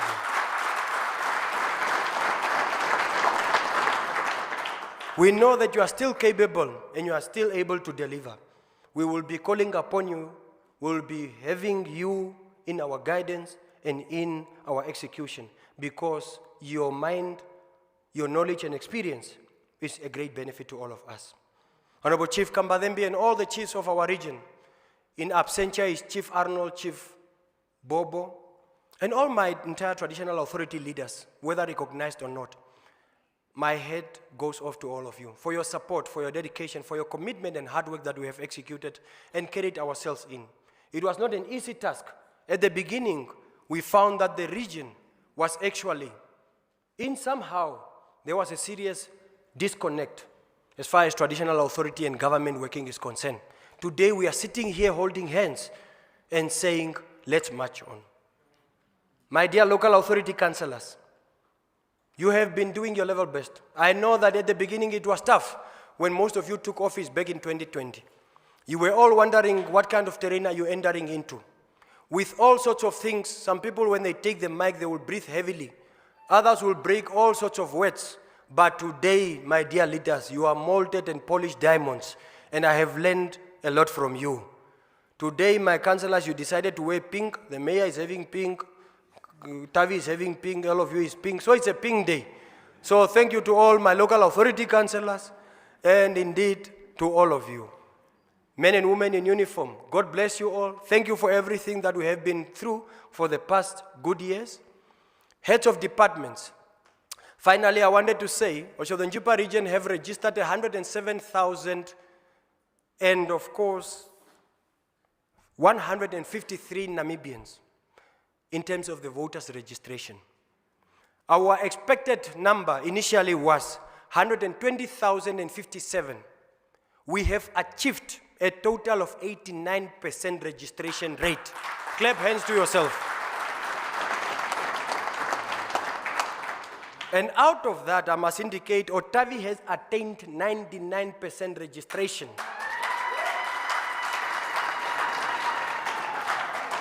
The target for Otavi was 10,659. The achieved registration in Otavi is 10,581. Grootfontein have achieved 97% of the target, with a target of 19,898 people. Grootfontein have achieved 19,318. Otjiwarongo achieved a 90%. Target of Otjiwarongo, 30,551. Actual, 24,408 people. Okahanja, 90% achieved. Target of Okahanja, 26,703 people, Your Worship the Mayor. Registered, 24,101. Okakarara constituency, 83%. Out of a total of 16,050 people as target, a total of 13,316 has been registered. Chumkoi constituency, Honorable Stopoko Hausiku, 79%. In fact, I wanted to say 79,000%. Terrible, terrible. 79%. Targeted number of people to be registered, 7,489. Actual, 5,910.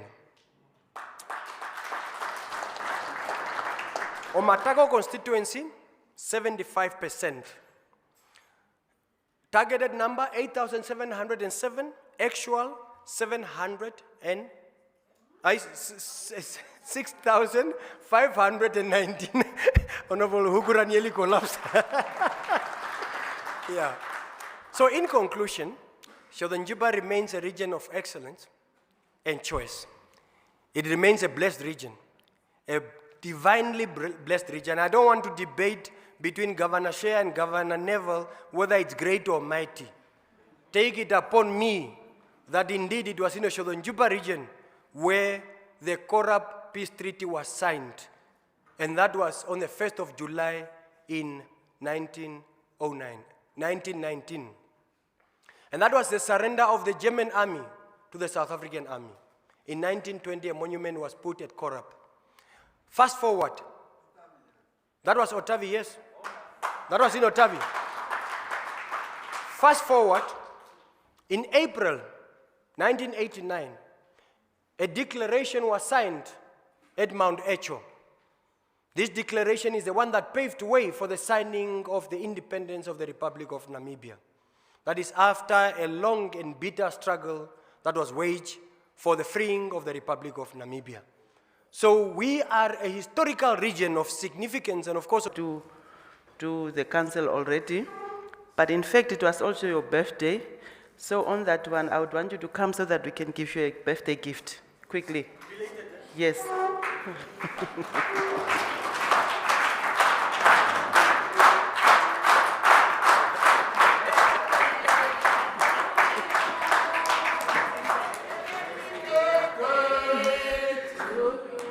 Please enjoy your birthday.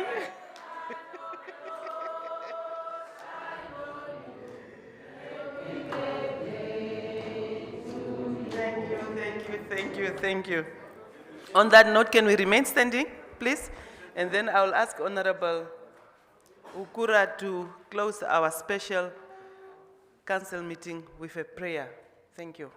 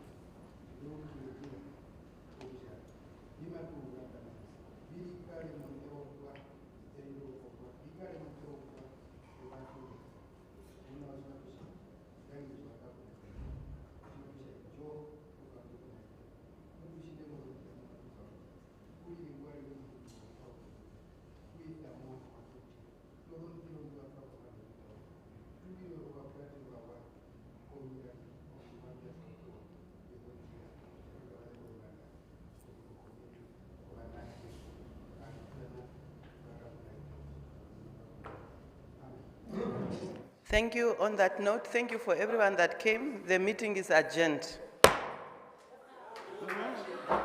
Thank you.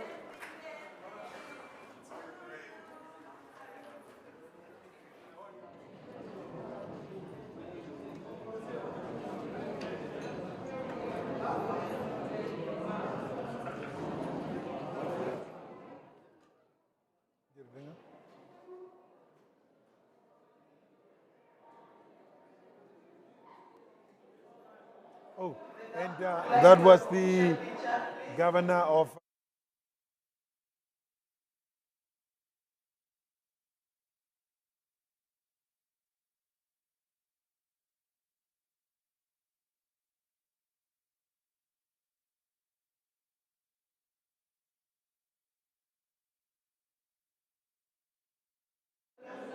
And that was the governor of the Otjozondjupa region, James UERIKUA.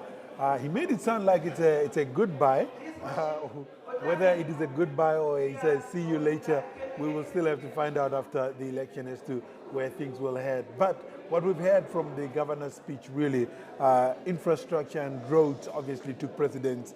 Education was also mentioned there. Agriculture, with a lot of boreholes obviously been drilled to make sure that water security is maintained in this region. Let me throw this bone over to the two gentlemen that I've got here, Mr. Khertse and Mr. Uyemba. What did you make of the governor's speech? Obviously, I'm quite very excited, obviously also as an entrepreneur, because we need to understand that Otjozondjupa is the only region that interlink with all 7 other regions. And when you look at the efforts that are being made, especially, as you mentioned, the road infrastructure, I think that is a good plus. It's enhancing and obviously going to combat a lot of unemployment issue and also stimulate a lot of investment towards the region. So I was quite excited in seeing the path that has been laid to that fact. Mr. Khertse, before the governor presented his speech, you had your concern as a youth leader. After hearing the speech, what are your thoughts now? I can say I'm more at ease, really, especially when he touched on education and the youth empowerment. I will just have to get the access and also make it more available to everyone. And it's quite sad that it sounds like a goodbye, but yeah, his leadership was effective and it was inclusive of the youth. That's my only concern, because the youth is not the leaders of tomorrow, it's the leaders of today. And people tend to be like, it's just kids. But children are the foundation of every nation. So that's why I always advocate and I push for us youth to be involved, to be included in everything, plenary sessions, big discussions, because we will live it at the end of the day. Yeah. It has been 4 years since the governor has been here in the Otjozondjupa region. How would you sort of like sum up those 4 years that he has been at the helm? I think, just as I said earlier, prudently, his pragmaticness has, you can see, have been enshrined to the councillors. You can see a lot of aggression because some of us have been bred here. We understand from the previous predecessors and where he was heading to. I think it would be a very good plus during his tenure. There's so many plus that he could add it on. And obviously, looking at the agricultural sector, him being a technocrat in the agricultural field, one can see really we are on the right track. He has laid a torch for the next one coming in. Laid the torch. When I started my intro, coming back from the backdrop of what the governor said, I mentioned infrastructure and roads really featuring prominently in his speech. Do you see roads being maintained and things happening and roads being developed in the region? Yes, I do see it, but I think it's maybe the method to it, how it's maintained.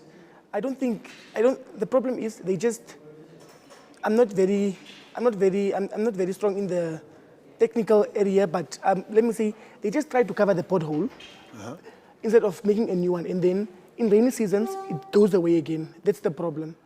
But then in terms of infrastructure, the hostels and the things, we really see the improvement. Even the hostel where I went to for 4 years now, the Badiasis Boys Hostel, the governor and the chairperson physically came there and took pictures and started with the projects. That's now in terms of agriculture. I beg your pardon, in terms of infrastructure. We do see the improvements, and we are actually really looking forth to more and more. Mm-hmm. Obviously, Rome wasn't built in a day. He also touched on a lot of land delivery and housing deliveries as well.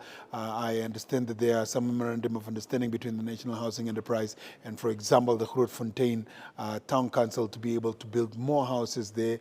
He's also spoken about a lot of people that has been resettled. Is that a good thing, or does it bring some sort of easiness, knowing that a lot of Namibian people were displaced in earlier times? I think, just as we said it earlier, the torch has been laid. I think the foundation have been laid, just as you rightfully put it, that Rome was not built in one day. You could see the effort, especially when one look and analyze on his State of the Region address. You could see the effort that has been put, and it's a good plus, because with land, it has been an issue all over. And now that the planes have been embarked to combat the land issue, I think it's one for the plus. One for the plus. The governor also mentioned that there are foreign investors that would like to come and hold meetings and talks here with different sectors of Namibia, obviously converging into Otjozondjupa region, obviously Otjozondjupa region being the host. How good a plus is that for the region itself, and obviously for the youth to be involved in some of these sessions that you're talking about? That's actually very good, because it's fostering and promoting globalization, which is the interconnectedness of the world and countries all over, which is good because Namibia is such a small country, not small, but developing country compared to the other countries. It's good because it will give us opportunities as the youth to engage. I'm sure in this regard, I'm thinking of the green hydrogen that is being spoken about. It's offering scholarships. It's benefiting the Namibian child. That's which is actually a good thing, and I highly agree with that. Definitely benefiting the Namibian child. And also towards the end, one could really see the synergy between the governor and the councillors. I know that in those boardrooms, sometimes their knuckles are off and they go all full blown out. But today you could see the unity between the governor and the councillors, that they have built something that is somewhat headed towards one direction. And that is why he was dedicating the awards that he actually won as the best governor in Africa, because of the synergy that is there together. I think it really points down to the maturity of our democracy on how different political entities and representation can work together. And just to add to what you said, we said it earlier, as we were saying that you could see that the councillor have inherited his pragmatic approach towards it. And for one to get to that level of maturity, I think really, just as we mentioned it earlier, the torch have been laid, and you can see the maturity. And rightfully, you put it very well, our democracies, bringing all the councillors together to have the same heartbeat. Mm-hmm. So, as we're coming or drawing closer to or towards the end of our State of the Region address breakdown here, Mr. Gertze, I want to focus on you as far as the youth is concerned. You know that he's mentioned about what amount of money has been pumped into education to try and make sure that the young person in Namibia and in this region in particular can get access to that education. With the figures that he's given, is it going to give you some ease of reference going back? Very much, very, very much. Because now I know that the money and the finances is available. I should just get my people and bring them to the necessary offices and to the necessary people for them to be enrolled and to start off as soon as possible. Mr. Uyamba, maybe just to touch on agriculture as well. Agriculture featured very heavily in the governor's speech. He spoke about boreholes being drilled, the NAMSIP programs, for example, mechanization, and all of these things that have been rolled out to the farmer in Otjozondjupa region. We do know that this year is a state of emergency because of the poor rainfall, but on another given year, would that have been a spin-off that they needed?